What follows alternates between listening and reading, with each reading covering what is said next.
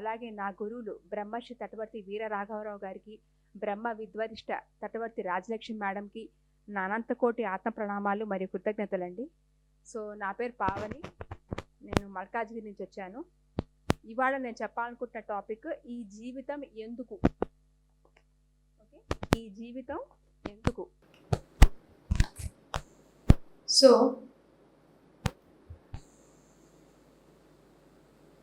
ఈ జీవితం ఎందుకు అన్న ప్రశ్న మామూలుగా అయితే ఇప్పుడు మన జీవితం సాఫీగా జరుగుతుంది అనుకోండి, ఈ ప్రశ్న మనకి ఉదయించదు కదా. కానీ ఈ ప్రశ్న ముఖ్యంగా మానవుడికి ఎప్పుడు వస్తుందంటే కష్టాలు వచ్చినప్పుడు, సమస్యలతో సతమతం అవుతున్నప్పుడు, అంటే ఒక సమస్య దాకా ఒక సమస్య వస్తున్నప్పుడు, ఆ సమస్యని పరిష్కరించుకోలేనప్పుడు అనిపిస్తూ ఉంటుంది, ఏంటి ఈ జీవితం, ఎందుకు ఈ జీవితం, అసలు భగవంతుడు నన్ను ఎందుకు పుట్టించాలి, అవునా, పుట్టించి ఎందుకు నాకు ఇన్ని కష్టాలు పెట్టాలి, అసలు పుట్టించకపోతేనే బాగుంది కదా అని అనిపిస్తూ బాధపడుతూ అయోమయంలో కొట్టుమిట్టాడుతూ ఉంటాడు మానవుడు. అవునా, అంటే సమస్య వచ్చినప్పుడు ఈ ప్రశ్న ఉదయిస్తుంది. అయితే కొంతమందికి ఇంకా కొన్ని ప్రశ్నలు వస్తుంటాయి. అసలు ఏంటి, ఎందుకు అసలు ఈ జీవితం యొక్క లక్ష్యం ఏంటి, ఈ జీవితంలో నేను ఏం సాధించాలి, నా గమ్యం ఏంటి, చనిపోయే వరకైనా లేకపోతే చనిపోయిన తర్వాత కూడా ఇంకేమైనా ఉందా, ఈ జీవిత ప్రయాణానికి అసలు అంతం ఉందా, ఉంటే ఎప్పుడు అంతం అవుతుంది అని కొంతమందికి ప్రశ్నలు వేధిస్తూ ఉంటాయి అన్నమాట. ఓకేనా. అయితే సమాజాన్ని మనం గమనిస్తే చాలా మంది, అంటే ఎక్కువ మంది డబ్బు సంపాదనకే బాగా ప్రాముఖ్యం ఇస్తుంటారు. అవునా, ఎక్కువ సమయం బాగా డబ్బు సంపాదించాలి అనే కోరికతో వాళ్ళ జీవితాన్ని ఎక్కువ సమయం దానికోసమే కేటాయిస్తూ ఉంటారు. అవునా, కొంతమంది పెద్ద పెద్ద పదవులు అలంకరించాలని, పాలిటిక్స్ చూస్తే అలానే ఉంటుంది కదా, ఇంకా గొప్ప గొప్ప ఉద్యోగాలు చేయాలని, ఇంకొంతమందికి డాక్టర్ అవ్వాలని, ఇంజనీర్ అవ్వాలని, సైంటిస్ట్ అవ్వాలని, కలెక్టర్ అవ్వాలని, అవునా, కొంతమందికి యాక్టర్ అవ్వాలని, డాన్సర్ అవ్వాలని, సింగర్ అవ్వాలని, ఇలా ఉంటాయి. ఇంకొంతమందికి ఏంటి మరి ఆటల్లో రాణించాలని, క్రికెట్ కానీ, ఒక హాకీనో, చెస్ ఇలా ఉంటుంది వాళ్ళకి.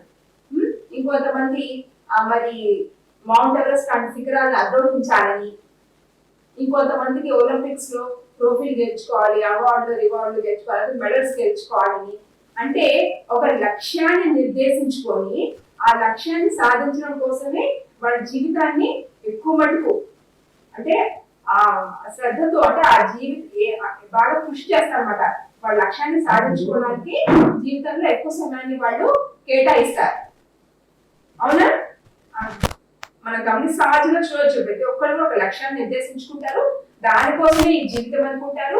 సో దానికోసం నిరంతరం కృషి చేస్తారు సాధించుకోవడం కోసం. అవునా, మరి ఇంకొంతమంది ఎలా ఉంటారంటే నాకు ఒక సొంత ఇల్లు కావాలి, ఆ చిన్న ఇల్లైనా పర్వాలా, నాకు నా జీవిత లక్ష్యం నెరవేరినట్టే అనుకుంటారు. అవునా, కొంతమందికి పిల్లల్ని బాగా చదువుకొని వాళ్ళ జీవితంలో సెటిల్ అయితే చాలు అని కొంతమంది తల్లిదండ్రులకు ఉంటుంది. ఇంకొంతమందికి ఏంటి, అసలు జీవితం ఎందుకు అంటే ఎంజాయ్ చేయడానికి, మాక్సిమం లైఫ్ ఎంజాయ్ చేయాలి, అంటే బాగా డబ్బు సంపాదించుకోవాలి, బాగా టూర్లు, ఫారెన్ తిరగడము, సినిమాలు, ఇలా అంటే బాగా సంపాదిస్తారు, అలాగే బాగా ఎంజాయ్ చేయడం, లైఫ్ ని ఎంత బాగా ఎంజాయ్ చేయొచ్చు అన్నట్టుగా, అంటే వాళ్ళ జీవిత ప్రయాణం అంతా వాళ్ళ దృష్టి అంతా దాని మీద ఉంటుంది, బాగా లైఫ్ ని ఎంజాయ్ చేయడానికి జీవితము అన్నట్టుగా ఉంటుంది. ఇలా రకరకాలుగా మా సమాజంలో గమనిస్తే ప్రతి ఒక్కరు కూడా వాళ్ళ జీవితంలో లక్ష్యాలను నిర్దేశించుకుంటుంటారు. కొంతమంది ఇలా బాగా లైఫ్ ని ఎంజాయ్ చేయాలని, ఏదైనా ఆ ప్రయాణం అంతా కూడా అలా సాగుతూ ఉంటుంది. అవునా, మరి జీవితం అందుకోసమేనా లేకపోతే ఇంకేమైనా ఉందా అన్న విషయాన్ని మనం వివరంగా తెలుసుకుందాం. అయితే ఈ జీవితం ఎందుకు అన్న ప్రశ్నకి సమాధానం తెలుసుకునే ముందు ఫస్ట్ మనం ఎవరో తెలుసుకోవాలి. ముందు మనం ఎవరో తెలుసుకోకుండా ఈ ప్రశ్నకు మనకి సరైన సమాధానం దొరకదు. ఓకేనా. సో మరి అంటే ఎలా అంటే, ఉదాహరణకి ఒక బిడ్డ పుట్టినప్పుడు ఆడ మగ ఎవరు పుట్టారో తెలియకుండా మన పేరు పెట్టలేం కదా. అవునా, మనకు తెలిసినప్పుడే కదా పేరు పెట్టగలుగుతాం. అలాగే ఈ ప్రశ్నకు మనకు సమాధానం దొరకాలంటే ముందు అసలు ఫస్ట్ మనం ఎవరో తెలుసుకోవాలి. మనం ఎవరో తెలుసుకుంటే ఈ ప్రశ్నకు తేలిగ్గా సమాధానం మనకి దొరుకుతుంది. అయితే ఇప్పుడు చూడండి, ఇప్పుడు కొత్త వాళ్ళు ముగ్గురు వచ్చారు. యాక్చువల్ గా ప్రాపంచిక జీవితం జీవిస్తున్నంత సేపు కూడా ఈ కనపడే శరీరం నేను అని అనుకుంటున్నాం మనం, అవునా? కానీ ఇక్కడికి ఈ పత్రికారి మార్గంలోకి, ఈ ధ్యాన జ్ఞాన మార్గంలోకి వచ్చిన తర్వాత మనం ఏం తెలుసుకున్నాము? మనం కనపడే శరీరం, ఈ శరీరం మనం కాదు, ఆత్మలము. మనం ఎవరము? ఆత్మలము. ఆత్మలమైన మనము ఈ దేహాన్ని ధరించిన దేహదారులం అని ఇక్కడికి వచ్చాక మనకు తెలిసింది. ఓకేనా? మనము నశించిపోయే శరీరం కాదు, నశింపు లేని ఆత్మల మనము. ఆత్మలమైన మనము ఈ దేహాన్ని, దేహమన్నా శరీరమన్నా ఒకటే, ఏదైనా ఒకటి. ఈ దేహాన్ని ధరించిన దేహదారులం అన్న విషయం ఇక్కడికి వచ్చాకే మనకి తెలిసింది. ఓకేనా? ఎప్పుడైతే మన ఆత్మ అన్న సత్యం మనం తెలుసుకుంటామో, ఆత్మ అన్న అవగాహన మనం చేసుకుంటామో, అప్పుడే ఈ ప్రశ్నకు, అంటే ఈ జీవితం ఎందుకు అన్న ప్రశ్నకు మనకి సరైన సమాధానం మనకి లభిస్తుంది. కానీ ప్రాపంచికంగా అందరూ కూడా మన దేహం అనే భావనలో ఉన్నారు కదా, ఇందులో రాకపోతే మన దేహం అని అనుకుంటున్నారు కదా. అనుకున్నప్పుడు దానికి సమాధానం ఏంటి అంటే ఎన్నో సమాధానాలు కనపడుతున్నాయి. ఇప్పుడే చెప్పుకున్నాం, ఒక్కొక్కరికి ఒక్కొక్క లక్ష్యం నిర్దేశించుకుంటారు, దాని తగ్గట్టుగా వాళ్ళు కృషి చేస్తుంటారు వాళ్ళ లక్ష్యాన్ని సాధించాలని అని చెప్పుకున్నారు కదా. కానీ అంటే ఎప్పుడైతే అంటే 99% లోకంలో అందరూ కూడా నేను దేహం అనే భావంతో ఉన్నారు కాబట్టి, ఎప్పుడైతే ఈ సమస్యలు వస్తున్నాయో అప్పుడు ఈ జీవితం ఎందుకు అన్న ప్రశ్న వేసుకుంటున్నారు అందరూ. ఎందుకు? నేను దేహం అనే భావంలో ఉన్నారు కాబట్టి. అర్థమైందా? నేను దేహం అనే భావంలో ఉన్నప్పుడు ఈ ప్రశ్న తలెత్తాను. అంటే ప్రాపంచికంగా ఈ ప్రశ్నకు సరైన సమాధానం ఎవరికైనా తెలియదు. కానీ ఆధ్యాత్మిక జీవితం జీవించేవారు, యోగులు, మహాత్ములు, వాళ్ళకి ఈ ప్రశ్నకి వాళ్ళు తేలిగ్గా సమాధానం చెప్పగలుగుతారు. ఎందుకంటే వాళ్ళు కంటికి కనిపించే వాటి గురించే కాకుండా కంటికి కనిపించని వాటి గురించి కూడా వాళ్ళు తెలుసుకున్నారు కాబట్టి, అధ్యయనం చేశారు కాబట్టి. యోగులు వీళ్ళంతా కూడా, అంటే యోగులు అంటే ఎవరు? ధ్యానం చేసిన వారు. వాళ్ళు ఈ కంటికి కనిపించే ప్రపంచమే కాదు, కంటికి కనపడని జ్ఞానం కూడా ఉంది, అదే ఆధ్యాత్మిక జ్ఞానం. ఆ జ్ఞానం కూడా వాళ్ళు తెలుసుకున్నారు కాబట్టి, అధ్యయనం చేశారు కాబట్టి వాళ్ళ ప్రశ్నకు తేలిగ్గా సమాధానం చెప్పగలుగుతారు. కానీ ప్రాపంచిక జీవితం జీవించిన వాళ్ళు చెప్పలేరు. ఎందుకంటే దేహం నేను అనుకుంటున్నారు. ఆ దేహం నేను అనుకున్నప్పుడు వాళ్ళ లక్ష్యాన్ని నిర్దేశించుకుంటూ ఎన్నో లక్ష్యాలు పెట్టుకుంటున్నారు. కానీ ఒక సమస్య వస్తే మాత్రం ఈ జీవితం ఎందుకు అనుకుంటున్నారు కదా, తెలియట్లేదు కదా సమాధానం వాళ్ళకి. కానీ ఆధ్యాత్మికవేత్తలు మాత్రం ఖచ్చితంగా దీనికి ఈజీగా సమాధానం చెప్పేస్తారనమాట. ఇప్పుడు అంటే మన భారతదేశంలో సనాతనంగా యుగ యుగాల నుంచి, అంటే ఒక వేద వ్యాసుడు, వాల్మీకి, వశిష్ఠుడు, విశ్వామిత్రుడు, యజ్ఞవల్క్యుడు, తర్వాత కృష్ణుడు, బుద్ధుడు, జీసస్, మరి ఆదిశంకరాచార్యులు వారు, రమణ మహర్షి, రామకృష్ణ పరమహంస, వివేకానంద, మన పత్రికారు, అలాగే వీరబ్రహ్మేంద్ర స్వామి, యోగి వేమన, కబీరు, సత్సాయి బాబా, షిరిడి సాయి బాబా, మెహర్ బాబా, ఇలాంటి గొప్ప గొప్ప వాళ్ళందరూ కూడా ఈ ప్రశ్నకు తేలిక సమాధానం చెప్పేశారు.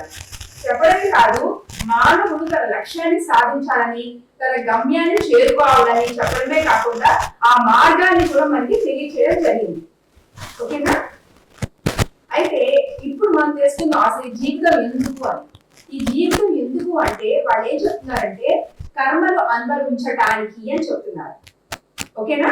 మన కర్మలు అనుభవించటానికి. ఇక్కడ కొత్త వాళ్ళు ఉన్నారు కాబట్టి అసలు కర్మలు అంటే ఏంటో చెప్తాను. ఫస్ట్ కర్మలు అంటే వేటికైతే ఫలితాలు ఉంటాయో వాటిని కర్మలు అంటారు. అంటే రోజు మనం ఎన్నో పనులు చేస్తుంటాం కదా, మనం చేసే పనులకి వేటికైతే ఫలితాలు ఉంటాయి, ఫలితాలు అంటే అది మళ్ళీ మనమే అనుభవించాలి.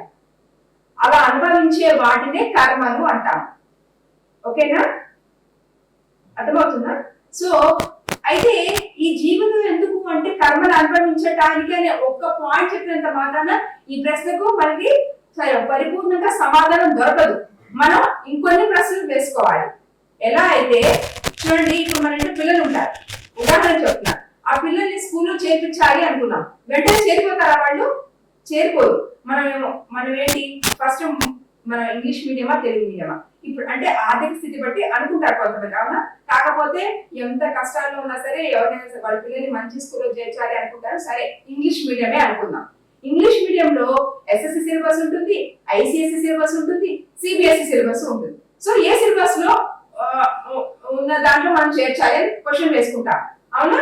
సరే సిబిఎస్ఈ సిలబస్ అనుకుందాం for example, English medium CBSE syllabus. సరే ఇప్పుడు అలాంటివి ఒక 4-5 స్కూల్స్ ఉంటాయి, అవునా? ఎన్నో ఉంటాయి, ఇంటి దగ్గర ఒక 4-5 స్కూల్స్ ఉన్నాయి అనుకోండి. ఏ స్కూల్లో వేద్దాము అని మళ్ళీ ప్రశ్న వేసుకుంటాం, అవునా? అంటే ఒక కిలోమీటర్ దూరంలో ఒక స్కూల్ ఉండొచ్చు, ఒక 2-3 కిలోమీటర్లో ఒక స్కూల్ ఉంటుంది కదా. సో ఉన్న స్కూల్స్ లో ఏ స్కూల్ బాగుంది, అక్కడ ఫీజు స్ట్రక్చర్ ఎలా ఉంది, అక్కడ టీచర్స్ ఎలా పాఠాలు నేర్పిస్తున్నారు, బాగా చెప్తున్నారా లేదా, ఇవన్నీ క్వశ్చన్స్ వేసుకొని దాని సమాధానం తెలుసుకొని చివరిగా ఒక స్కూల్ ని నిర్ణయించుకొని అప్పుడు మన పిల్లల్ని ఆ స్కూల్లో వేస్తాం, అవునా? ఒక ప్రశ్నతోనే మనకు ముచ్చట్లేదు కదా, ఇవన్నీ మనం అనుకుంటాం. అలాగే ఇప్పుడు మనం ఒక నెక్లెస్ కొనాలి లేదా ఒక వాషింగ్ మిషన్ కొనాలనుకోండి, ఒక కంపెనీకి వెళ్ళి మనం చూస్తామా? లేదు, 4-5 కంపెనీలకు వెళ్తాం. ఏ కంపెనీలో ఏ ఫీచర్స్ ఉన్నాయో మనం చూస్తాం, అవునా? దాని రేట్ ఎంత ఉంది, ఎన్ని ఫీచర్స్ ఉన్నాయి అన్ని చూసి బెస్ట్ గా మనం ఒక నిర్ణయించుకొని కొంటాం.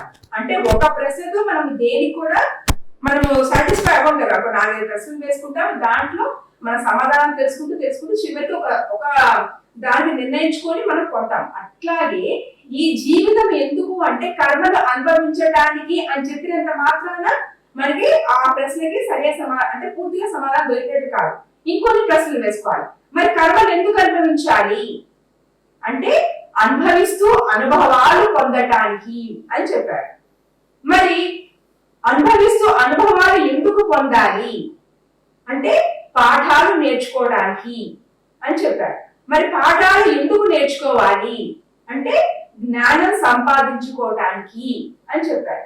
మరి జ్ఞానం ఎందుకు సంపాదించుకోవాలి అంటే ఆధ్యాత్మికంగా ఆత్మపరంగా ఎదగడానికి అని చెప్పారు. మరి ఆధ్యాత్మికంగా ఆత్మపరంగా ఎందుకు ఎదగాలి అంటే మన లక్ష్యాన్ని గమ్యాన్ని చేరుకోవటానికి అని చెప్పడం జరిగింది. సో ఆత్మ యొక్క లక్ష్యం ఏంటి అంటే పూర్ణ జ్ఞానం పొందాలి.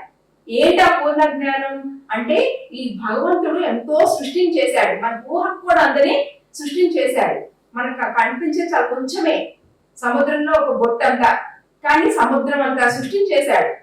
ఆ సృష్టిని ఆ సృష్టికర్త ఆ భగవంతుడి గురించి తెలుసుకోవడమే పూర్ణ జ్ఞానం. ఆ పూర్ణ జ్ఞానం తెలుసుకొని పూర్ణాత్మగా తయారవడం మన లక్ష్యం అయితే మన గమ్యం ఏంటి? సత్యలోకం చేరుకోవాలి. అంటే ప్రాపంచికంగా మనకి 2 లోకాలు తెలుసండి, స్వర్గము నరకం. మనకి తెలుసుగా చిన్నప్పుడు చెప్తుంటారు, ఒరే నువ్వు పాపం చేయవాక నరకానికి పోతావు, పుణ్యం తీరా స్వర్గానికి పోతావు అంటుంటారు కదా పెద్దవాళ్ళు. అంటే మనకి 2 లోకాలు తెలుసు. కానీ ఈ మార్గంలోకి వచ్చాక పత్రిక మనకి ఏం చెప్పారు? మనకి 7 లోకాలు ఉన్నాయి అని చెప్పారు.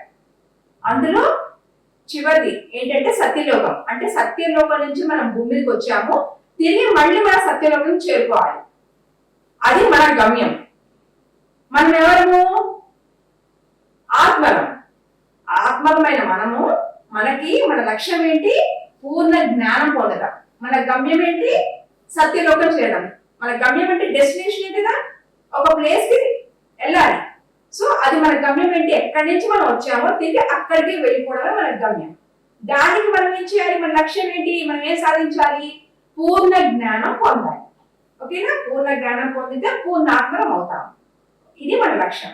సో అంటే మరి ఆ సత్యలోకం నుంచి మనము అంటే ఆ పూర్ణాత్మ నుంచి విడిపడిన అంశాత్మము మనమని ఫస్ట్ మనం తెలుసుకోవాలి. ఆ పూర్ణాత్మ అక్కడ పూర్ణాత్మలు ఉంటారు. ఓకే, సో అక్కడ నుంచి వాళ్ళు ఏం చేస్తారు?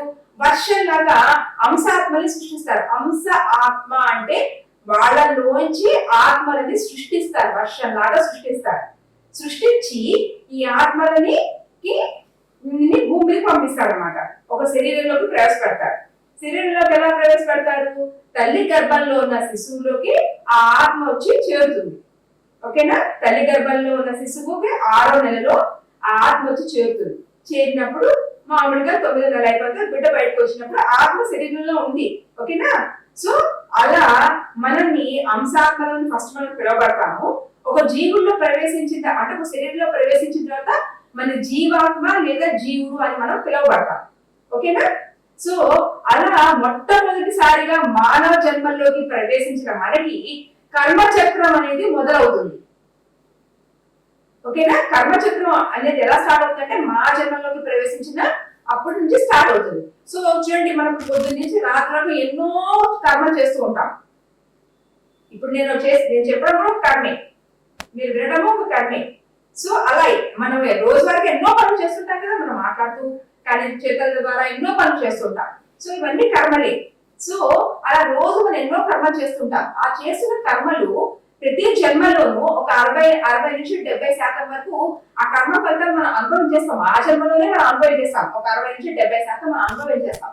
కానీ ఇంకా 30 నుంచి 40% కర్మలు మిగిలిపోతాయి. అంటే ఇంకా మనం శరీరం వదిలేస్తాం. శరీరం వదిలేసే సమయానికి 30 నుంచి 40% కర్మలు మిగిలిపోతాయి.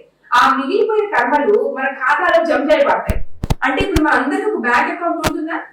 అందరికి ఒక బ్యాంక్ అకౌంట్ ఉంది కదా అందరికి. అట్లాగే మన మిగిలిపోయిన కర్మలు కూడా మన ఖాతా, మనకు ఒక ఖాతా ఉంటుందన్నమాట. ఎప్పటికీ కర్మచక్రం మొదలైంది కదా, ఆ ఖాతాలో ఆ 30 నుంచి 40% కర్మలు ఏవైతే మిగిలిపోయినాయో మనం అనుభవించకుండా ఉండిపోయినవి మన శరీరం వదిలేసాము కానీ అవి ఉన్నాయి కదా, అవి మన ఖాతాలో జమ చేయబడతాయి. వాటిని సంచిత కర్మలు అంటాం. ఓకేనా? ఒక సంచి ఉంది మాట, మనకు ఒక సంచి, ప్రతి ఒక్కరికి ఒక సంచి. ఆ సంచిలో కర్మలు పడిపోతాయి. సో మళ్ళీ మనం జన్మ తీసుకోవాలి అనుకున్నప్పుడు అందులో నుంచి కర్మలు మనతో పాటు తెచ్చుకుంటాం. వాటిని ప్రారబ్ధ కర్మలు అంటాం. ఓకేనా? వాటిని ప్రారబ్ధ కర్మలు. ప్రారబ్ధ కర్మలు అంటే ఖచ్చితంగా మనం అనుభవించి తీరాల్సింది. ఇప్పుడు భూమికి వచ్చినప్పుడు ఈ శరీరం తీసుకొని భూమికి వచ్చాం కదా, వచ్చిన తర్వాత మనకి చూడండి అందరికి జీవితం ఎప్పుడు సాఫీగా ఉండదు కదా. ఒక కష్టమో, ఒక సమస్య, ఒక రోగమో, ఒక బాధలో వస్తూనే ఉంటాయి కదా అందరికి. అవి ఏంటి అంటే మనం తెచ్చుకున్న కర్మలు, వాటిని ప్రారబ్ధ కర్మలు అంటాం. అంటే మన సంచి నుంచి కొన్ని తెచ్చుకున్నాము, అవి మనం అనుభవించాలి. అది సృష్టిలో ఉన్న ఏర్పాటు. ఓకేనా? సో ఈ కర్మ ఖాతాలో కర్మలు ఉన్నంత వరకు కూడా మనం జన్మ తీసుకుంటూనే ఉండాలి, మళ్ళీ మళ్ళీ జన్మ తీసుకుంటూనే ఉండాలి. సో ఈ జీవితం ఎందుకు అంటే కర్మలు అనుభవించడానికి అని ఫస్ట్ పాయింట్ మనం చెప్పుకున్నాం కదా, దాని యొక్క వివరణ ఇది. ఏంటి అంటే ఈ జీవితం ఎందుకంటే కర్మలు అనుభవించడానికి అనుకున్నాం. అంటే కర్మలు ఉన్నంత వరకు జన్మలు తప్పవు. ఎందుకు అంటే ఆ కర్మలు అనుభవించడానికి. అర్థమైందా? అర్థమైంది కదా? అర్థం కాకపోతే నన్ను లాస్ట్ లో అడగండి, చెప్తాను నేను ఏ డౌట్ ఉన్నా. ఓకేనా? సో కర్మలు అనుభవించడానికి మన జీవితం తీసుకున్నాం. సో మరి కర్మలు ఎందుకు అనుభవించాలి అంటే అనుభవిస్తూ అనుభవాలు పొందడానికి అని చెప్పారు. మరి అనుభవిస్తూ అనుభవాలు పొందాలి అంటే దీని యొక్క వివరణ మనం తెలుసుకుందాం. ఈ సృష్టిలో 84 లక్షల జీవరాశులు ఉన్నాయి. 84 లక్షల జీవరాశులు.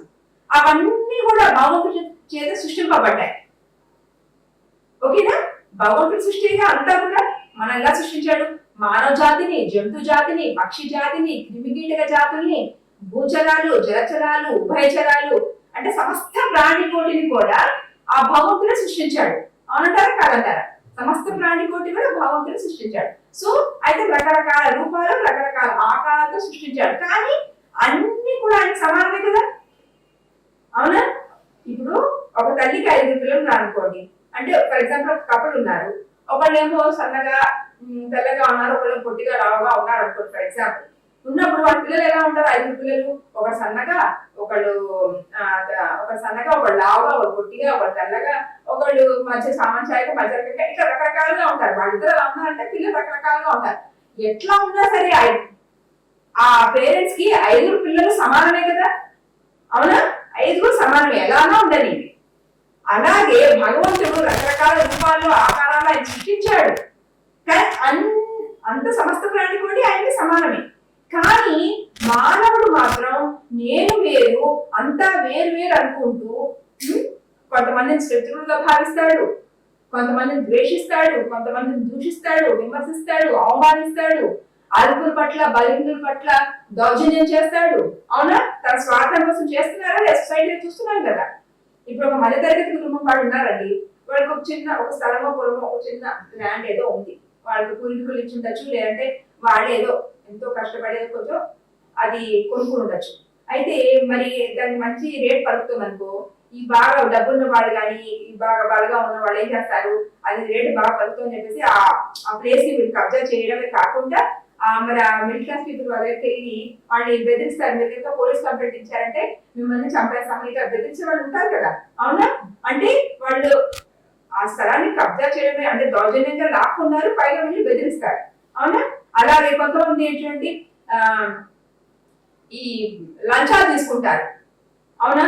ఇప్పుడు రోజుగా గడవడమే కష్టంగా ఉన్న కొన్ని ఇళ్లలో ఇప్పుడు గవర్నమెంట్ వాళ్ళు ఏదో ఇస్తారంటే వాళ్ళకి ఏదో ఒక కాగితం ముందుకు వెళ్ళాలి అంటే అక్కడ లంచం ఇస్తే గానీ ఆ కాగితం ముందుకు కాదు.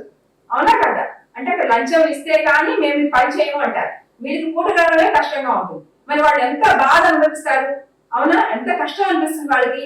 కానీ వాళ్ళేం చేస్తున్నారు, వాళ్ళ స్వార్థంతో నేను వేరు వాళ్ళు వేరు, వాళ్ళని ఎట్లా పడితే అట్లా నేను వాళ్ళని కష్టపెట్టచ్చు అనే ధోరణితో వాళ్ళు ఇబ్బంది పెడుతున్నారు. అవునా? ఇబ్బంది ఎందుకు, నేను వేరు అందరూ వేరే భావంతో ఉంటున్నాడు మానవుడు.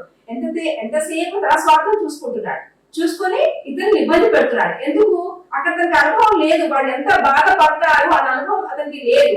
కానీ ఎప్పుడైతే స్వయంగా తాను ఆ బాధను అనుభవించాల్సిన పరిస్థితి వస్తుందో అప్పుడు తెలుస్తుంది అది ఎంత కష్టమో ఎంత దుర్భరంగా ఉంటుందో ఆ బాధ అనేది. తప్పు చేసి శిక్ష అనుభవించాల్సి వస్తుంది అన్న విషయాన్ని తెలుసుకున్నప్పుడు ఆ తప్పు చేయడం మాంటారు. అంతవరకు కూడా ఇతరులని ఏదో విధంగా బాధిస్తూనే ఉంటారు. అంటే ఇక్కడ అనుభవిస్తూ అనుభవాలు పొందాలి అని చెప్పాను కదా ఇందాక నేను. దాన్ని అంటే ఎప్పుడైతే వాడు స్వయంగా అనుభవిస్తాడో అప్పుడు తెలిసొస్తుంది ఆ బాధ ఎలా ఉంటుంది. అవునా కదా? ఎవరికైనా అంతే. ఇప్పుడు ఉదాహరణకి ఇంకో 2-3 ఎగ్జాంపుల్స్ చెప్తే మీకు బాగా అర్థమవుతుంది. ఒక అంధవికారంగా ఉన్న ఒక ఆవిడ ఉందనుకోండి, ఆవిడ చూసి అందంగా ఉన్న ఆవిడ ఏమనుకుంటుందంటే ఆవిడ అసహించుకుంటుంది, అవమానిస్తుంది, చులకనగా మాట్లాడుతుంది. కానీ అందంగా ఉన్నానని గర్వంతో అహంకారంతో తను అలా ప్రవర్తించింది అనుకోండి, అప్పుడు మరో జన్మలో ఈవిడ అంధవికారంగా పుట్టి అందరి చేత చిత్కారాలు పొందుతూ అంటే చులకనగా చూడబడుతూ ఎంతో బాధలు పడుతుంది ఆవిడ కూడా. అంటే జీవితం అంతా కూడా అందరు లేని వారి బాధ, అంటే అందరు లేని వారి జీవితం ఎంత బాధాకరమో అది అనుభవించడం ద్వారా ఆవిడకి అనుభవంలోకి వస్తుంది. అంతకుముందు అనుభవం లేదు. ఇప్పుడు ఆవిడ కూడా అంధవికారంగా పుట్టింది, ఇంకో జన్మలో పుట్టి జీవితం అంతా కూడా ఇతరులు మరి ఆవిడ కూడా అట్లనే ట్రీట్ చేశారు కదా, అప్పుడు అనుభవం అయింది, ఆ బాధ అనుభవించింది ఆవిడ. దానివల్ల ఏమవుతుంది, మన జన్మలో ఇలానే ఒక అంధవికారంగా ఉన్న ఆవిడ ఎదురుపడింది అనుకోండి, ఈసారి అప్పుడు ఆవిడ అవమానించదు ఆవిడని. ఎందుకు, జీవితం అంతా ఆవిడ అనుభవించింది కదా, ఆవిడ అనుభవం అయింది కదా. ఈసారి ఆవిడ అవమానించదు, చులకనగా చూడదు, మాటలతో బాధ పెట్టదు అనమాట. అంటే ఇక్కడ అనుభవించడం వల్ల అనుభవంలోకి వస్తుంది అని చెప్పాను కదా. దానివల్ల ఏం జరుగుతుంది, మళ్ళా వాళ్ళు ఆ తప్పు రిపీట్ చేయరు. ఇప్పుడు ఇంకో చూడండి, ఒక చిన్న పిల్లవాడు ఉన్నాడు, వాడు నిప్పులు చూశాడు, అదే మొదటిసారి. అది నిప్పుల సంగతి వాడు తెలియదు, అది ఎర్రగా ఉంది. అది వాడు కలర్స్ పిల్లల్ని బాగా అట్రాక్ట్ చేస్తాయి, వెంటనే వెళ్ళి పట్టుకోవాలి అనిపిస్తుంది వాడికి. సరే తల్లి ఎంత వారించినా సరే తల్లిని ఏమార్చి గబగబాగా వెళ్ళేసి ఆ మంటను పట్టేసుకుంటాడు.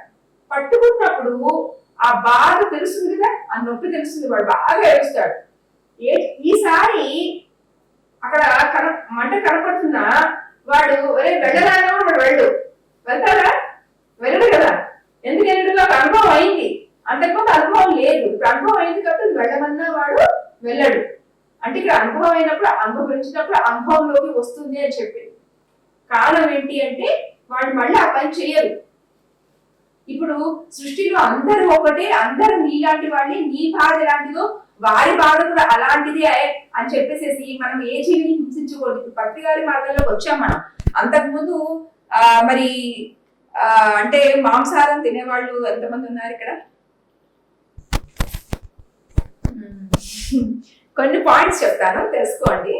ఓకే, సో అంటే ఏ జీవిని కూడా మనం హింసించకూడదు అని చెప్పేసి మనకి పత్రిక చాలా స్పష్టంగా చెప్తున్నారు. అంటే ఇప్పుడు మనం ఆ విషయం తెలుసుకుని అందరూ చెప్తూ ఉంటాం, మనం ఏ జీవిని హింసించకూడదు, అవి మనలాంటివే, మన బాధ లాంటిదో వాటి బాధ కూడా అలాంటిదే అని మనం చెప్తున్నప్పుడు వాళ్ళు వినరు, మారరు, ఆ హింసా ప్రవృత్తిని వాళ్ళు మార్చుకోరు.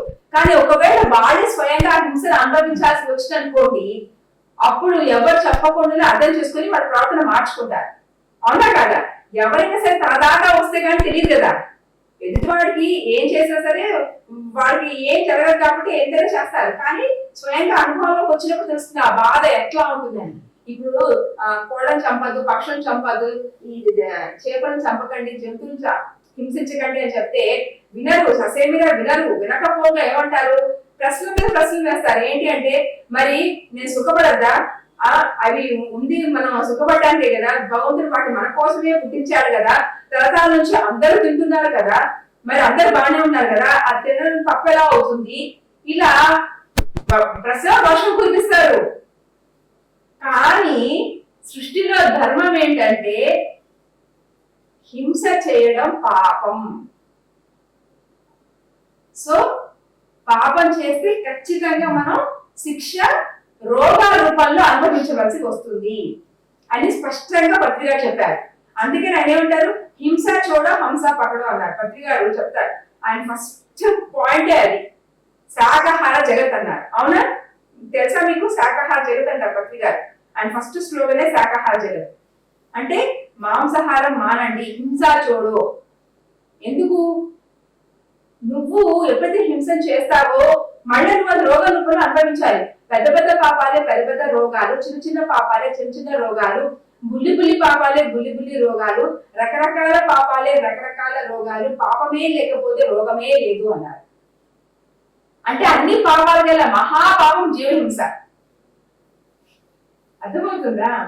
సో అందుకని మనము అస్సలు కూడా మనం ఏ జీవిని మనం హింసించకూడదు.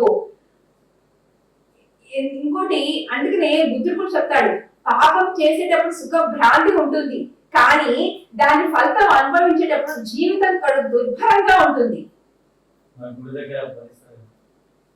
అవునమ్మా, అవునమ్మా, చేస్తారు. అసలు అది తినడానికి తప్ప అక్కడ బలి ఎందుకు ఇస్తున్నారు ఒక్కసారి నువ్వు ఆలోచించు. అమ్మవారు ఎవరన్నా బలి, అమ్మవారు అంటేనే ఒక అమ్మ, అవునా? అమ్మనేగా. అమ్మ పిల్లలు బలి కోరుకుంటుందా? కామన్ సెన్స్ ఇది. కానీ అందరూ ఏం చెప్తారు, నేను మొక్కుకున్నాము బలిస్తాం అంటే, అమ్మ ఎప్పుడు కూడా వాడి బిడ్డలు బలి కోరదుగా. తల్లి ఎక్కడన్నా కోరుతుందా చెప్పండి? కోరదుగా. క్షేమం కోరుకుంటుంది, బలి కోరుకుంటుందా? కోరుకోదు. ఇదంతా వీళ్ళు పుట్టించారు. ఎందుకు? శుభ్రంగా దాన్ని తినడానికి, ఏదో ఒక వంక పెట్టుకుని తినడానికి. అంతే, వంక అది. తల్లి ఎప్పుడు కోరుకోదు నాకు బలి ఇవ్వండి, నాకు బలిస్తే మీకు కోరిక తీరుస్తా, నాకు బలి ఇవ్వకపోతే మేము మీకు శిక్ష వేస్తా, మీకు కష్టాలు కలిగిస్తా అని ఎక్కడన్నా ఉంటే చూపించండి, మొత్తం మార్చేద్దాం. ఎక్కడా లేదు. మన సొంతంగా సృష్టించుకుంటున్నాం ఇట్లాంటివన్నీ మన స్వార్థం కోసం. అందుకని హింస చేయకూడదు. మరి పాపం చేసి, అందుకని బుద్ధుడు అన్నాడు, పాపం చేసేటప్పుడు సుఖ భ్రాంతి ఉంటుంది, కానీ ఫలితం అనుభవించేటప్పుడు జీవితం కడు దుర్భరంగా ఉంటుంది. చూడండి, మీరు ఆ మాంసం తెచ్చుకుంటారు, దానికి మసాలాలు వేసుకుంటారు, దాన్ని ఎంత టేస్టీగా చేసుకొని శుభ్రంగా తింటూ రొట్టెలేసుకుని తింటారు. అక్కడ నీకు సుఖభ్రాంతి ఉంది, కరెక్టే. మరి నువ్వు అది తినేటప్పుడు ఉంది, కానీ నీకు అది రావాలంటే ఒక జీవిని హింసించి చంపితే కానీ నీకు అది రావట్లేదుగా. నీకు ఇప్పుడు నాకు జిలేబీ అంటే చాలా ఇష్టం అని ఒక 100 తిను, నష్టమే లేదు. అక్కడ ఎవరికి హింస లేదు. లేదా నాకు ఒక హాట్ అంటే చాలా ఇష్టం, ఎంతగా తిను, నష్టం లేదు. కానీ ఇది నా జిప్ప చాపలు ఎంత రుచిగా ఉంటుంది, ఎంత బాగుంటుంది అని అంటున్నావే, అది ఒక జీవిని చంపితేనే నీకు వస్తుంది. మరి కేవలం నీ ఆ ఇష్టం కోసం అనేసి ఆ జీవిని హింసించడం ఎంతవరకు కరెక్ట్? అదే రోగం రూపంలో అనుభవించేటప్పుడు ఆ నరకం ఎలా ఉంటుందో అది అనుభవించే వాడికే తెలుస్తుంది. నేను ఒకసారి పేపర్ చదివాను, ఈ మార్గంలోకి రాకముందు ప్రాపంచికంగా కూడా నేను మన న్యూస్ పేపర్ చదువుతున్నప్పుడు ఒక ఆవిడ నాకు ఆ కడుపులో పట్టామో తట్టుకోలేక ఆత్మహత్య చేసుకుందంట. నేను ఎంత సర్ప్రైజ్ అయ్యానంటే నా మైండ్ లో ఉండిపోయింది. నేను కొన్ని ఇయర్స్ బ్యాక్ చదివాను ఆ న్యూస్. కడుపు నొప్పితో ఎవరైనా ఆత్మహత్య చేసుకుంటారా? అంతే కదా, కడుపు నొప్పితో ఎవరైనా ఆత్మహత్య అంటే మరి ఆ ట్రీట్మెంట్ కదా, అలోపతి, హోమియోపతి, ఆయుర్వేదం ఉన్నవన్నీ ఎన్నుంటుంది, అయినా సరే ఆవిడ తగ్గట్లేదు. ఆ నొప్పి ఎంతగా ఉందంటే ఆవిడ ఆత్మహత్య చేసుకునే పరిస్థితి కలిగింది అక్కడ. అంటే మరి పాపం చేశారు.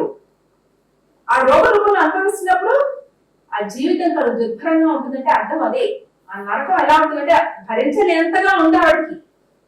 అదే న్యూస్ మళ్ళీ నేను 2-3 years తర్వాత మళ్ళీ చూసాను ఆ న్యూస్ పేపర్ లో అలాంటి కేసు ఇంకో ఆర్డర్ అట్లానే సూసైడ్ చేసుకున్నారంటే నాకు అసలు చాలా సీరియస్, నాకు మైండ్ అలానే ఉండిపోయినాయి. ఒక్క కడుపు నొప్పితోనే ఆత్మహత్య చేసుకునే వాళ్ళు కూడా ఉంటారా అని. అంటే ఆ బాధ, ఆ నరకం అలా ఉంటుంది.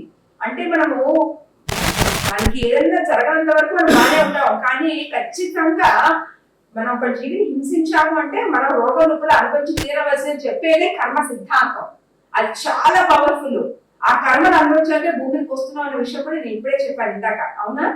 సో అంటే ఇప్పుడు రాధాస్వామి అనే గొప్ప మహాత్ముడు ఏం చెప్పాడంటే, మనం ఏ జీవిని ఎలా హింసిస్తామో అలానే మనం హింసింపబడతామంట.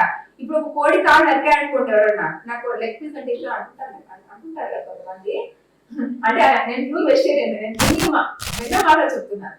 సో మరి వాడు కాలు పోగొట్టుకొని చూడండి, యాక్సిడెంట్ అన్న అవ్వచ్చు, పైనుంచి కింద పడచ్చు, కింద పడి కాలు కొట్టుకోవచ్చు, పుట్టుకతోని అదే వికలాంగులుగా పుట్టచ్చు. ఇవన్నీ ఎందుకు జరుగుతున్నాయి కొంతమందికి? ఊరికనేనా? కాదు. అలాంటి పని చేసిన వాళ్ళకి ఇలాంటి శిక్ష. ఏ జీవిని ఎట్లా హింసిస్తారో వాళ్ళు అట్లానే హింసింపబడతారు అన్నది 100% అక్షర సత్యం. ఇది కొన్ని అసలు ఎగ్జాంపుల్స్ 4-5 ఉన్నాయి. అక్కడ టాపిక్ ఇప్పుడు అది కాదు, కొంత చెప్పి ఆపేస్తున్నాను. కాకపోతే మీకు ఖచ్చితంగా చెప్పాలి, 4-5 ఎగ్జాంపుల్స్ చెప్తే ఇంకా మీకు బాగా తెలుస్తుంది.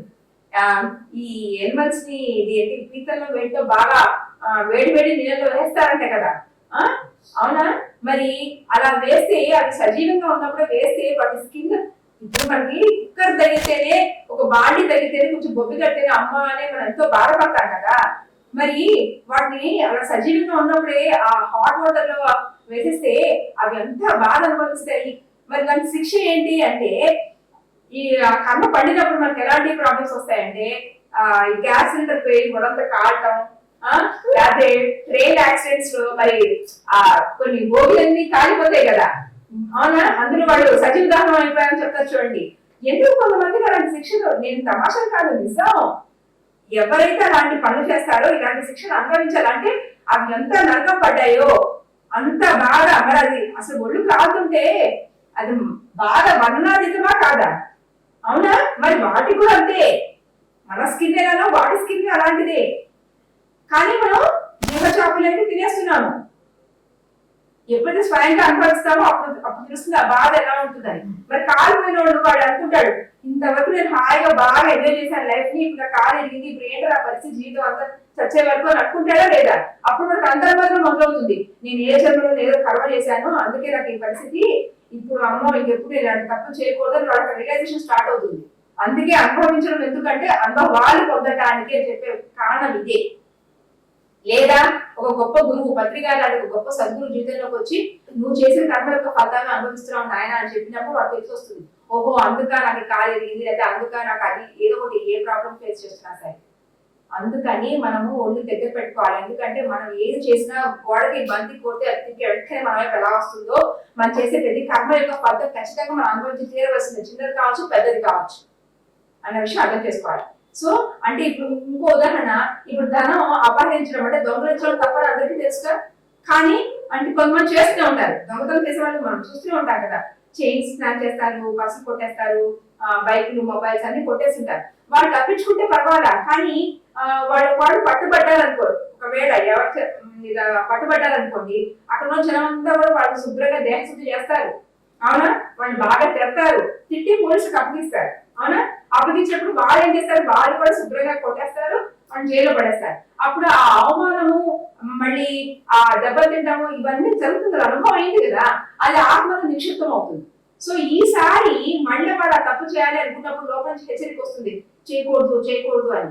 ఫస్ట్ అనుభవం లేదు కాబట్టి చేశాడు, కానీ తర్వాత ఆ అనుభవం జరిగినప్పుడు అది లోపల జ్ఞానం ఉంది కాబట్టి వాడికి మళ్ళా తప్పు చేయకూడదని హెచ్చరిక వచ్చినప్పుడు వాడు తప్పు చేయడం మాత్రమన్నమాట. అంటే అసలు ఈ అనుభవాలు మనకి ఎందుకు అంటే, ఇక్కడ మనం పాఠాలు నేర్చుకోవడానికి. ఫస్ట్ మనం ఏమనుకున్నాం, ఈ జీవితం ఎందుకు అంటే కర్మలు అనుభవించడానికి. కర్మలు ఎందుకు అనుభవించాలి? అనుభవిస్తూ అనుభవాలు పొందటానికి. మరి ఎందుకు అనుభవాలు పొందాలి అంటే పాఠాలు నేర్చుకోవడానికి. అంటే ప్రతి జన్మలోనూ మనం అనుభవాలు అంటే మనము అనుభవాలు పొందుతాము, తద్వారా పాఠాలు నేర్చుకుంటాం. అలా మనం ఎన్నో జన్మలు తీసుకుంటూ, ఎన్నో అనుభవాలు పొందుతూ, ఎన్నో పాఠాలు నేర్చుకుంటూ, ఎన్నో తప్పులు సరి చేసుకుంటూ మన ప్రవర్తన మార్చుకుంటూ మంచిగా మారుతాం అన్నమాట. ఓకేనా? సో ఈ భూలోకం అనేది ఈ భూలోకం ఒక పాఠాలు నేర్చుకునే పాఠశాలగా చెప్తారు పత్రిక. ఇది ఒక పాఠాలు నేర్చుకునే పాఠశాల, ఒక పెద్ద పాఠశాల ఇది. సో భూలోకం అనే పాఠశాలలో మనం పాఠాలు నేర్చుకోవడానికి వచ్చాం. మరి పాఠాలు నేర్చుకోవాలంటే అనుభవాలు ఉండాలి కదా. మరి అనుభవాలు ఉండాలి అంటే కర్మలు చేయాలి కదా. అదే విషయాన్ని శ్రీకృష్ణ భగవానుడు భగవద్గీతలో 2వ అధ్యాయంలో 45వ శ్లోకంలో మనకి చెప్పడం జరిగింది. ఏంటని? కర్మణ్యవాధికారస్తే మా ఫలేషు కదాచన మా కర్మ ఫలహేతుర్భో మాకే సంగోస్వ కర్మణి అన్నాడు. అంటే దాని తాత్పర్యం ఏంటి ఓ అర్జున? కర్మలు చేయట ఎందు నీకు అధికారము కలదు, కానీ కర్మ ఫలితాన్ని ఆశించే అధికారం నీకు లేదు. అలానే కర్మ ఫలాన్ని కారణభూతుడివి నువ్వు కారాదు, అలాగే కర్మలు చేయడం కూడా నువ్వు మానరాదు అని అన్నాడు. అంటే నువ్వు కర్మ చేయాలి, తప్పకుండా శరీరం తీసుకున్నావు కదా, అందుకని కర్మ చేయాలి. కర్మ చేయాలి గమ్ములు కూర్చుంటా అంటే కుదరదు, కర్మలు చేస్తూనే ఉండాలి. కానీ కర్మ ఫలాన్ని నువ్వు ఆశించుకోదు. ఇప్పుడు చూడండి, నేను మార్గంలోకి రాకముందు ప్రాపంచిక జీవితం చేసినప్పుడు నేను విగ్రహారాధన చేశాను. కానీ ఇప్పుడు తెలుసుకున్నాను విగ్రహారాధన కాదు, సత్యారాధన చేయాలి, అంటే ఆత్మారాధన చేయాలి అని చెప్పి నేను తెలుసుకున్నాను. సో విగ్రహారాధన చేసినంత కాలం నేను ఏం చేసేదాన్ని, మనకి అక్కడ ఉంటుంది అనమాట, ఒక సంకల్పం ఉంటుంది. అంటే మేము సుఖ సంతోషాలతో, ఇంటికి భార్య సుఖ సంతోషాలతో, ఆయన ఆరోగ్యాలతో, ఐశ్వర్యాలతో ఉండాలి అని కోరుకుంటూ గోత్రనామాలు చెప్పుకుంటూ నేను పూజ చేస్తాను అని ఒక అష్టోత్తరమో ఏదో అని చదివి నేను పూజ చేసేదాన్ని. అంటే అక్కడ నేను కర్మ చేస్తున్నాను, ఏం చేస్తున్నాను? పూజ చేస్తున్నాను.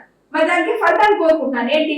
నాకు ఇవన్నీ తీర్చు, నా కోరికలు తీర్చు, నా సమస్యను తొలగించు అని అక్కడ నేను కోరుకుంటాను. అవునా? అక్కడ కర్మ ఫలితాన్ని ఆశిస్తున్నాను కదా. నేను కర్మేమో పూజ చేసి కర్మ చేశాను, ఫలితాన్ని ఆశిస్తున్నాను. కానీ శ్రీకృష్ణుడు ఏమంటారు? కర్మ ఫలితాన్ని ఆశించుకు, అలాగే కర్మఫలానికి కారణభూతులు నువ్వు కారాదు అన్నారు. అంటే ఇప్పుడు చూడండి, మనంతా ఎలా ఉంటామంటే ప్రాపంచికంగా నేను చేశాను ఈ పని నేను కాబట్టి చేశాను అనే ఉంటుంటే అందరికి. ఒక పని చేస్తే ఎవరు చేశారంటే నేను చేశానంట, అంటే అక్కడికి అంటే నేను అనే అక్కడ అహంకారం అన్నమాట. అక్కడ నేను చేశాను అంటే ఈ శరీరమే నువ్వు కాదు. ఇక్కడ నేను చేశాను అనుకోవడానికి ఈ శరీరమే నువ్వు కాదు. ఈ శరీరం లోపల ఆత్మ ఉంది కాబట్టి ఈ శరీరం ఏ పనైనా చేయగలుగుతుంది అన్న విషయం అర్థం చేసుకోవాలి. మీకు అర్థమవుతుందా? ఈ కనపడే నశించిపోయే శరీరం మనం కాదు, నశింపు లేని ఆత్మ శరీరంలో ఉంది, అదే మనము. ఆ ఆత్మ శక్తి వల్లే ఈ శరీరం నడుస్తోంది, ఏమైనా పని చేయగలుగుతుంది, ఇలా మాట్లాడుతున్నా, పొద్దున్న లేచి రాత్రికి ఏం చేయగలుగుతున్నా ఈ ఆత్మ వల్లే, ఆత్మ శక్తి వల్లే జరుగుతోంది. అంతే తప్ప ఒక పని చేసేప్పుడు ఒక దాన ధర్మాలు చేశాను, నేను కాబట్టి దాన ధర్మాలు చేశాను, అయితే నేను కాబట్టి చేశాను అని ప్రతి దాన్ని నేను అని అహంకారం పొందుతా అనుకోవడానికి ఇక్కడ ఏమీ లేదు. నేను ఈ శరీరం మనకు కాదు అన్న విషయం ఫస్ట్ మనం అర్థం చేసుకోవాలి. భగవంతుడు నాకు ఒక మంచి పని చేయడానికి అవకాశం ఇచ్చాడు అని ఆయన కృతజ్ఞత భావంతో మనం ఉండాలి. కానీ నేను చేశానని అహంకరించడానికి ఈ శరీరం మనం కాదు. సో కర్మఫలానికి కారణభూతుడికి నువ్వు కారాదు అని చెప్తున్నారు శ్రీకృష్ణుడు. అట్లానే కర్మ చేయడం మానరాదు, కర్మఫలం చేయాలి. శరీరం తీసుకున్నాం కాబట్టి కర్మలు చేస్తూనే ఉండాలి. అర్థమైందా? కర్మను మనం చెయ్యాలి, కానీ కర్మ ఫలితాన్ని ఆశించకూడదు. ఆ కర్మ ఫలానికి మనం కాలం కాము, మనము అంటే శరీరము కాదు అన్న విషయం అర్థం చేసుకోవాలి. ఎందుకంటే ఏదైనా నేను ఏదైనా చేయగలుగుతున్నా అంటే ఆత్మశక్తి వల్లే చేయగలుగుతున్నా. చూడండి, ఆత్మ కనుక ఈ శరీరం తప్పుకుంటే శరీరం శవం అయిపోతుంది. ఈ శరీరము శవమే. మనం అనుకుంటాం ప్రాణము అని, ప్రాణం వేరు ఆత్మ వేరు. మనందరం చనిపోతే ముక్కు దగ్గర వేలు పెట్టి ఆ ప్రాణం పోయిందిరా అంటాం, అంతే కదా, తెలుసు, అందరికీ తెలుసు. కానీ ప్రాణం వేరు ఆత్మ వేరు. ఆత్మ తప్పుకుంటే ప్రాణం పోతుంది, ఆత్మ తప్పుకుంటే ఎవరికి తెలియదు. కానీ ప్రాణం పోయిందో లేదో మనం ఫిజికల్ మనం చూసుకోవాలి కాబట్టి మనకు ఇండికేషన్ అంతే. కానీ ఆత్మ తప్పుకుంటే ప్రాణం పోతుంది. ఇవన్నీ సెకండ్స్ లో జరిగిపోయే విషయమే. కానీ ఆత్మ వల్లే ఈ శరీరం ఉంది అన్న విషయాన్ని మనం గ్రహించాలి. సో ఆత్మే కనుక తప్పుకుంటే ఈ శరీరం శవమే. అందుకని కర్మఫలానికి కారణం మనం కాదు. కానీ కర్మలు శరీరం తీసుకున్నాం కాబట్టి కర్మ చేస్తూనే ఉండాలి, కర్మ చేయడం మానకూడదు అన్న విషయం అర్థం చేసుకోవాలి. సో అంటే చెడు కర్మలు కావచ్చు, మంచి కర్మలు కావచ్చు, ఏ కర్మ వేసినా మనం చేయాలి. ఒక చెడు కర్మ చేసామనుకోండి కష్టాలు వస్తాయి. కానీ కష్టాలు వచ్చినప్పుడు అక్కడ మనం పాఠాలు నేర్చుకుంటాం, అనుభవం పొందుతూ పాఠాలు నేర్చుకొని మన తప్పులు సరి చేసుకొని మన ప్రవర్తన మార్చుకుంటే మంచిగా మారిపోతాం. ఓకేనా? అందుకని కర్మని ఖచ్చితంగా మనం చేయాలి.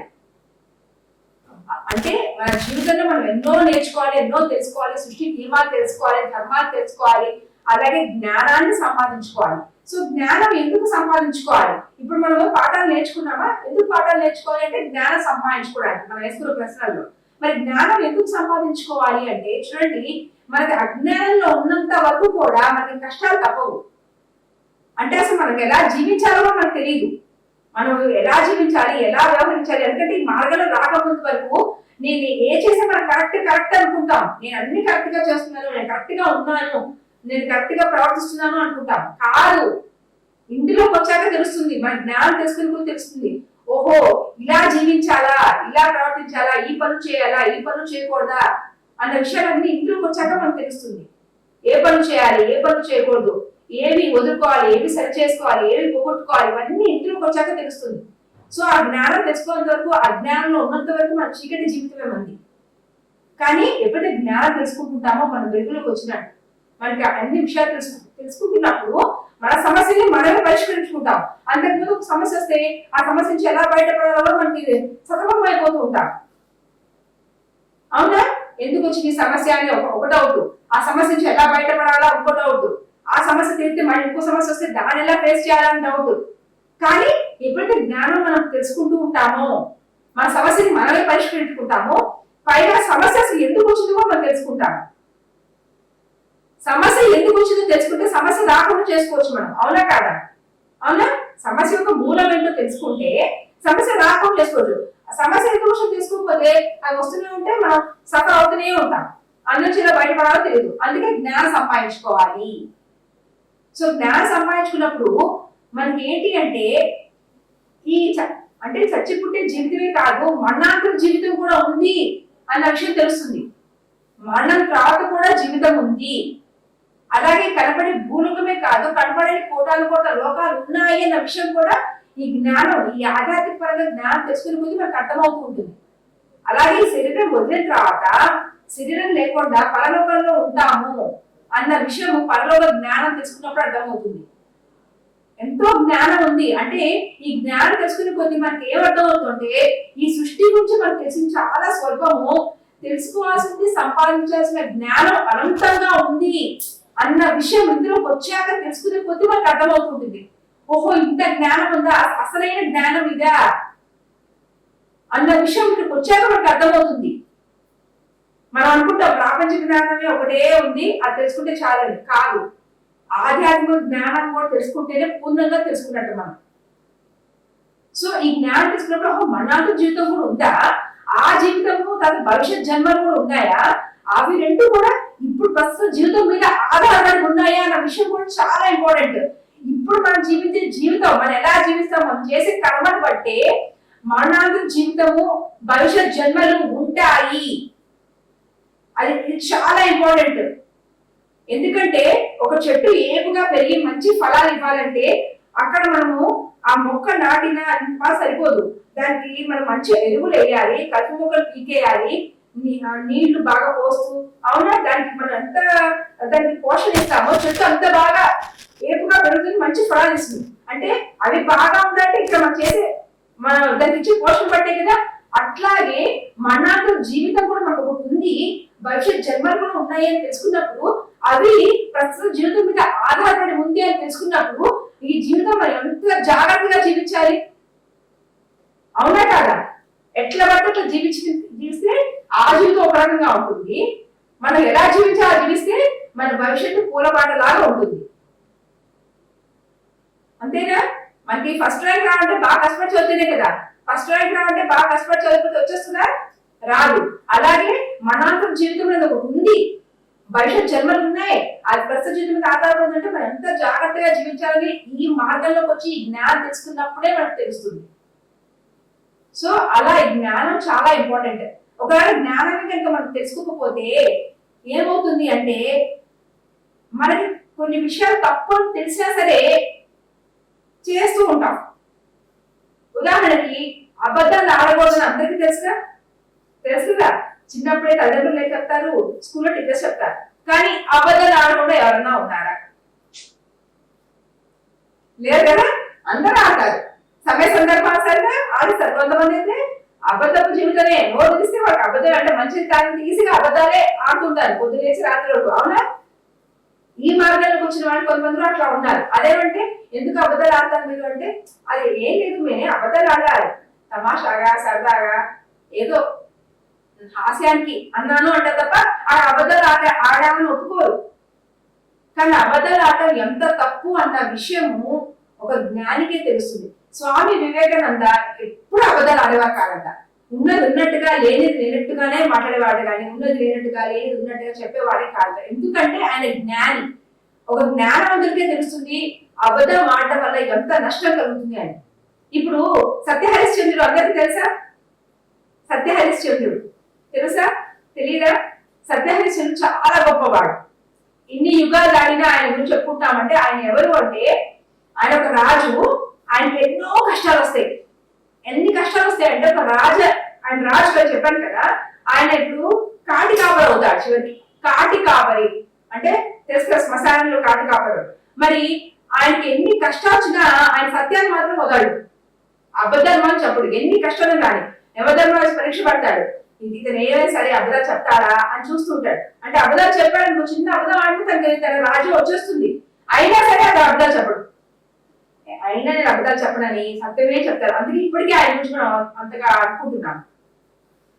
మరి ఇప్పుడు సమాజం ఎంత దిగజారిపోయిందంటే, ఎవరైనా నిజం చెప్తుంటే వచ్చాడంటే పెద్ద సత్యహరిశ్చంద్రుడు అంటారు. అంటారా విన్నారా మాట? అంటే ఎంత దిగజారిపోయింది సమాజం. అంటే నువ్వు అబద్ధాలు చెప్పిన ఆయన నువ్వు సత్యం చెప్తావు ఏంటి అన్నట్టుంది అక్కడ. అవునా? వచ్చాడంటే పెద్ద సత్యహరిశ్చంద్రుడు అంటారంటే అక్కడ నువ్వు నిజం చెప్పక్కర్లా అబద్ధం చెప్పు అన్నట్టుగానేగా ప్రోత్సహిస్తున్నట్టుగా. అంతగా దిగజారిపోయింది ఇప్పుడు మానవ జాతి. సో అంటే ఎందుకు ఇంత అబద్ధాలు చెప్తున్నారంటే అజ్ఞానం వల్ల. ఆ అజ్ఞానం వల్ల అబద్ధాలు చెప్తూ మాయమాటలు చెప్తూ మోసం చేస్తూ ఇతరులని మాయమాటలతో నమ్మిస్తూ ఉంటారు. నమ్మించి వాళ్ళని కష్టాలు పాలు చేస్తాడు, నష్టపరుస్తాడు. చివరికి వాళ్ళు నష్టపోతారు. మరి వాళ్ళు ఎందుకు నష్టపోతారు అంటే, సృష్టిలో ఒక గొప్ప ఏర్పాటు ఉందండి. మనం ప్రకృతిలో ఎవరికి ఏం చేస్తామో తిరిగి అది మనం పొందుతాం. ఇందాక చెప్పాను నేను. అవునా? అది మనుషుల పరంగా కావచ్చు, జంతు పరంగా కావచ్చు.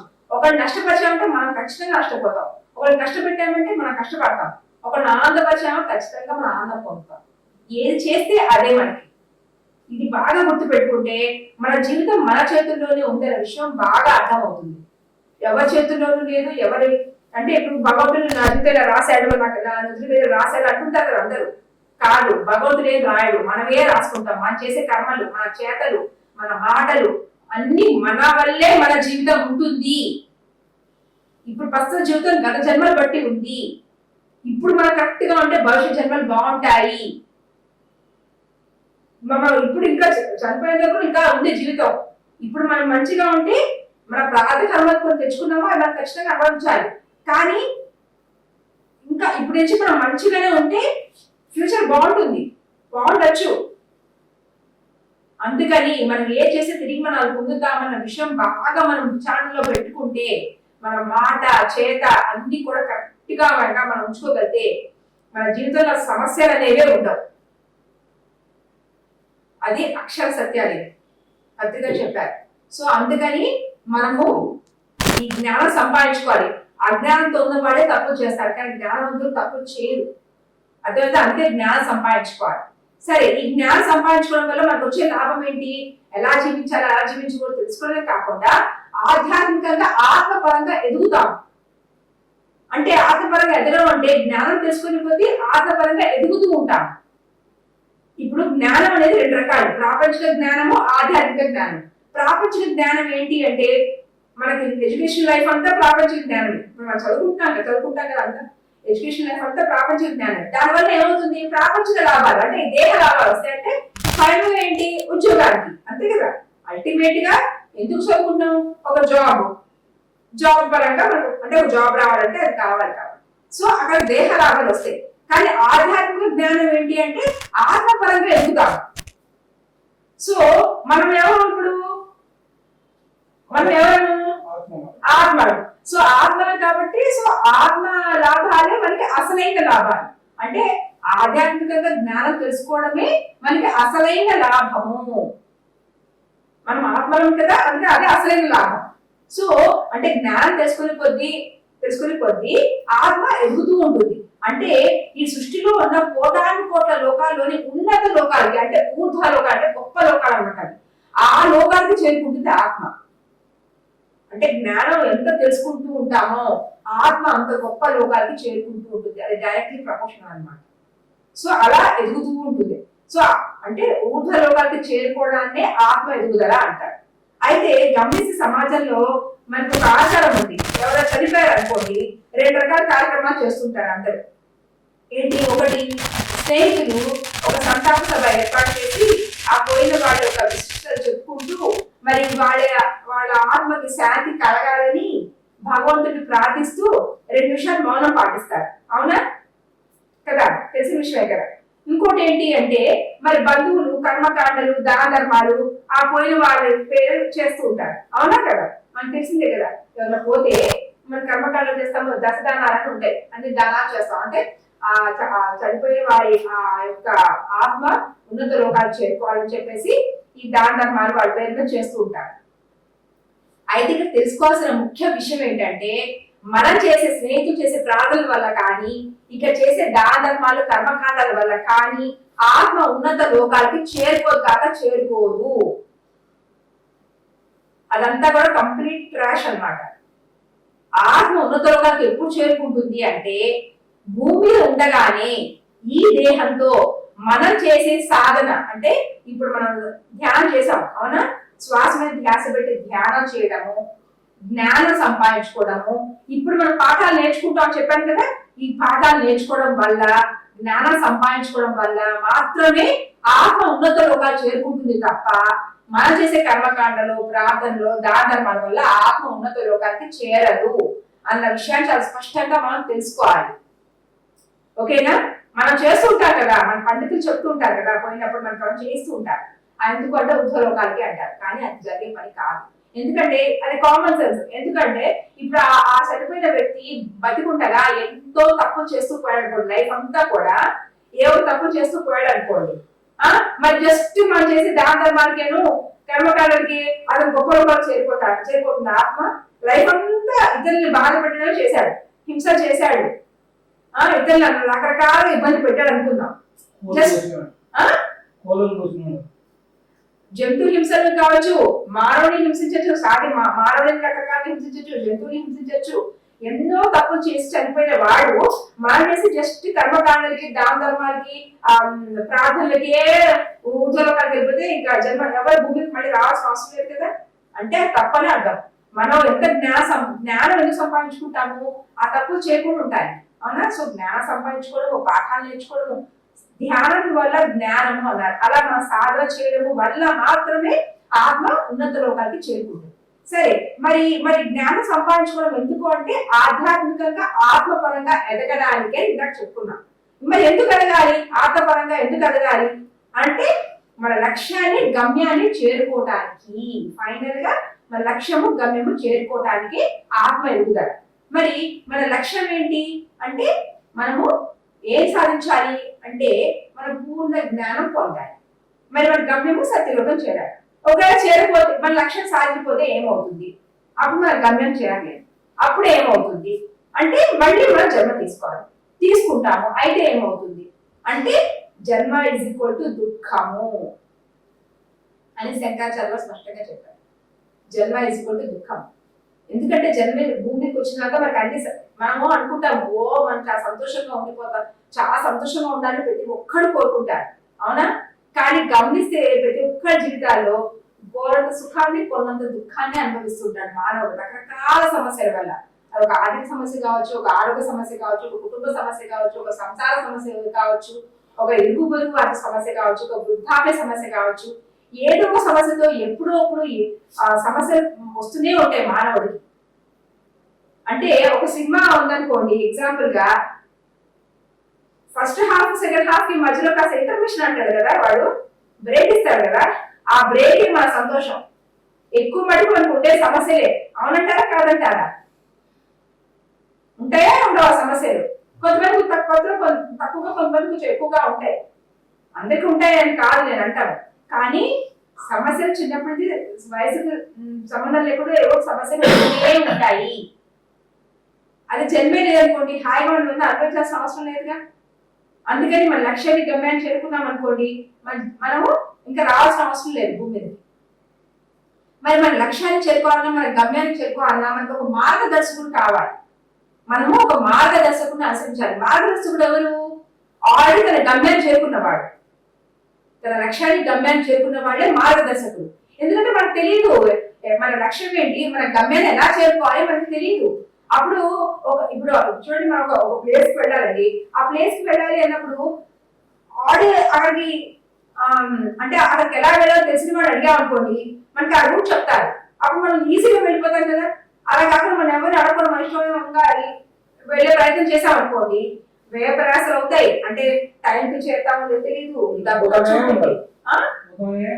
వెళ్తూనే ఉంటాం, ఎప్పుడు వెళ్తామో తెలియదు. అదే ఆల్రెడీ ఆ ప్లేస్ తెలిసిన వాళ్ళని కడితే మనకు రూట్ చెప్తారు, ఇలా వెళ్ళండి అలా వెళ్ళండి. మనం డైరెక్ట్ గా వెళ్ళిపోతాం కదా, మన కేసు కన్నా ఉంటుంది. అందుకని ఒక మార్గదర్శకుని ఖచ్చితంగా మనం అనుసరించాలి. ఎలా అయితే మరి గొర్రెలు కాపరిని అనుసరిస్తాయి, అవునా? గొర్రెలు కాపరిని అనుసరిస్తాయి. మరి కాపరి ఎవరు అంటే సరైన మార్గంలో తీసుకెళ్లేవాడు.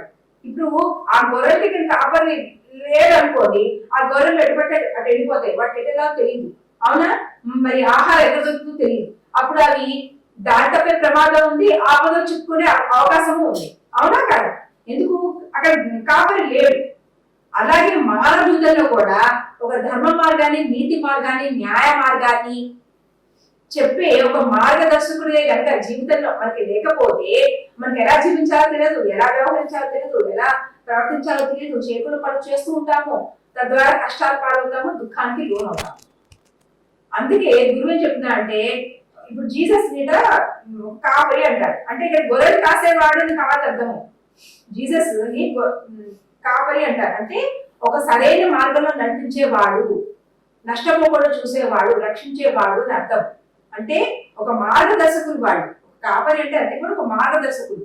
ఇప్పుడు భూమి మీద ఈ ఎంతో మంది గొప్పవాడు మార్గదర్శకుడు భూమి మీదకి వచ్చారు. ఇప్పుడు ఒక పత్రికారు, ఒక కృష్ణుడు, బుద్ధుడు. మరి బుద్ధుడు మొత్తం ప్రపంచం అంతా తిరిగాడు, అవునా? సరైన మార్గంలో అందరినీ పెట్టడానికి, అవునా? కృష్ణుడు తన జ్ఞానంతా బోధించాడు. ఎంత మంది ఉన్నారు, ఇప్పుడు ఇందాక ఎంతో మంది పేరు చెప్పుకున్నాం. ఒక ఆదిశంకరాచార్య వారు, ఎంతో మంది వచ్చారు. వీళ్ళందరూ కాపరులే, మానవుని దుఃఖానికి బయటపడడానికి వచ్చిన వాళ్ళే. వీళ్ళంతా కూడా ఒక మార్గ నిర్దేశనం చేసి దుఃఖం నుంచి శాశ్వతంగా బయటపడడానికి వచ్చిన వాళ్ళే వీళ్ళంతా. మరి ఎవరైతే వారి మార్గంలో వెళ్తారో, అవునా, వారి మార్గంలో కనుక పయనిస్తే కనుక మన అందరూ కూడా దుఃఖం నుంచి శాశ్వతంగా బయటపడగలుగుతారు అని చెప్పేసి చెప్తున్నారు.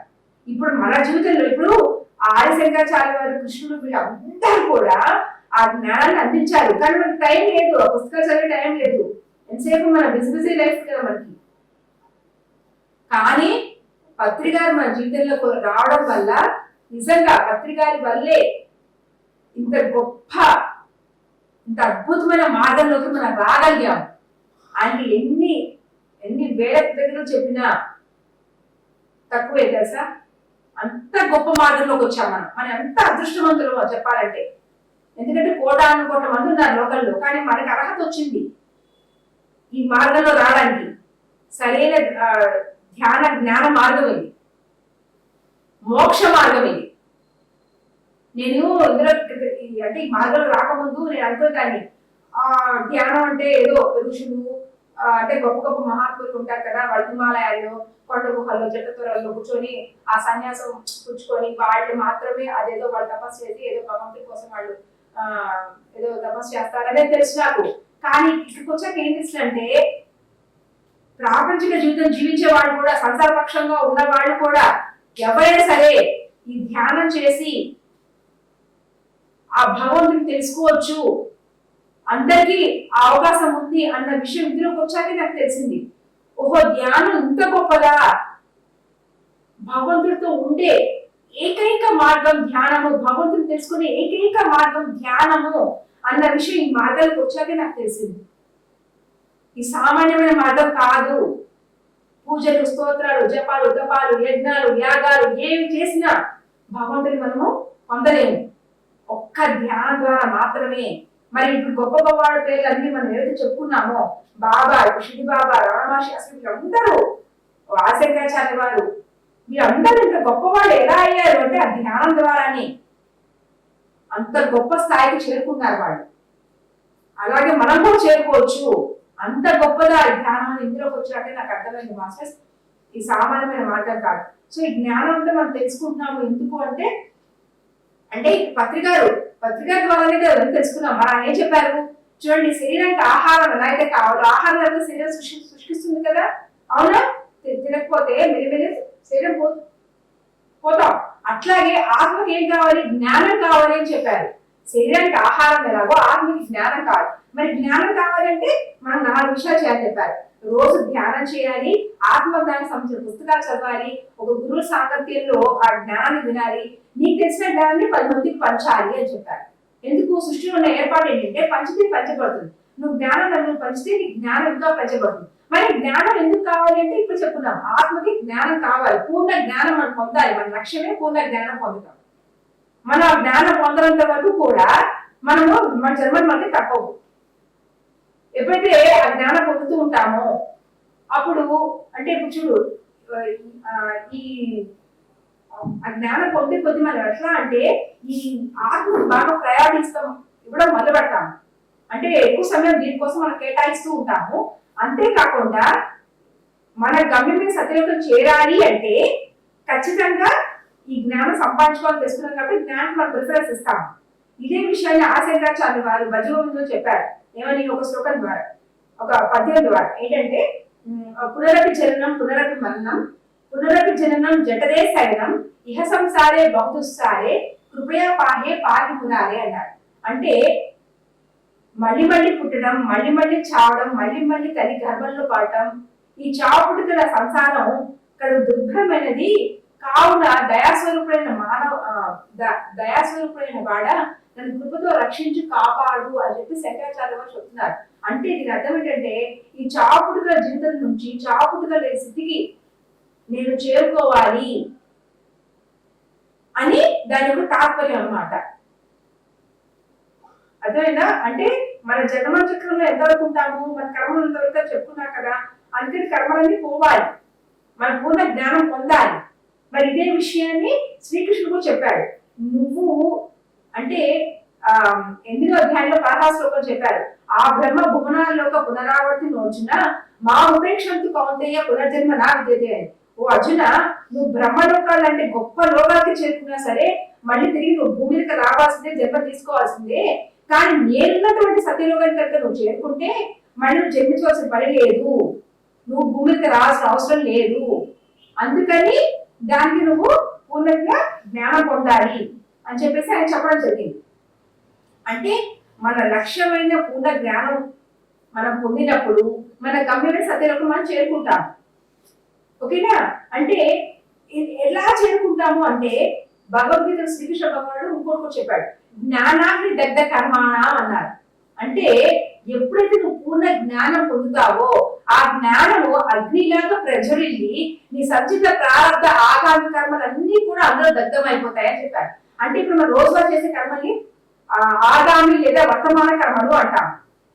మనము అనుభవించగా మిగిలిపోయినవి మన సంచిలో పడతాయి కదా, అవి సంచిత కర్మలు. అందు నుంచి కొన్ని కర్మలు మనం తెచ్చుకుంటాం కదా, వాటిని ప్రారంభ కర్మలు అంటాం. అంటే రోజువారీ చేసే కర్మలేమో వర్తమాన కర్మలు అంటాము, మన ఖాతాలో ఉన్న వాటిని సంచిత కర్మలు అని అంటాము, తెచ్చుకున్న వాటిని ప్రారంభ కర్మలు అంటాం. అంటే మన జన్మ తీసుకుంటున్న ప్రతిసారి కూడా మన తెలియక ఎన్నో కర్మలు చెల్లిస్తూ ఉంటాము, అవి మన సంచిలో పడుతూనే ఉంటాయి. దీనికి అంతం ఎప్పుడు? ఆ కర్మలు ఉన్నంత వరకు మన జన్మ తప్పమని చెప్పుకున్నాం, ఎందుకు ఆ కర్మలు అనుభవించాలి కాబట్టి. మరి అంతం ఎప్పుడు? ఎన్ని జన్మ తీసుకుంటూనే ఉంటాం మనము. అంటే మనం జన్మ తీసుకోకూడదు, మనం మోక్షం పొందాలి అంటే ఎప్పుడు జరుగుతుంది? నువ్వు పూర్ణ జ్ఞానం పొందినప్పుడు. నువ్వు పూర్ణ జ్ఞానం పొందినప్పుడు ఏం జరుగుతుంది? ఆ జ్ఞానం అగ్నిలాగా ప్రచురిల్లి నీ సంచిత ప్రారంభ ఆగామి కర్మలన్నీ అందులో దగ్ధమైపోతాయి. దగ్ధమైపోవడం వల్ల ఇక్కడికి కర్మలే లేవు, కర్మలే లేనప్పుడు జన్మే ఉండదు. సో ఆ స్థితికి మనం చేరుకోవాలి, అది మన లక్ష్యం. మన లక్ష్యం ఏంటి? మనం ఏం సాధించాలి? పూర్ణ జ్ఞానం సంపాదించడమే మన లక్ష్యం. అప్పుడు ఏమవుతుంది? మన గమ్యం మీద సత్యలోకం చేరుకుంటాం. సో గమ్యమైన సత్యలోకం చేరుకున్న వెంటనే ఇంకా మళ్ళీ మనం భూమి దగ్గర రావాల్సిన అవసరం లేదు. సో ఆత్మ యొక్క లక్ష్యము పూర్ణ జ్ఞానం పొందడము, గమ్యం సత్యలోకం చేరడము అన్న విషయాన్ని మనం అర్థం చేసుకుంటే ఈ జీవితం ఎందుకన్న విషయం మనకి బాగా అర్థమవుతుంది మాస్టర్స్. సో ఇంతటి అవకాశం ఇచ్చిన మీ అందరికీ మరొకసారి ధన్యవాదాలండి. Thank you.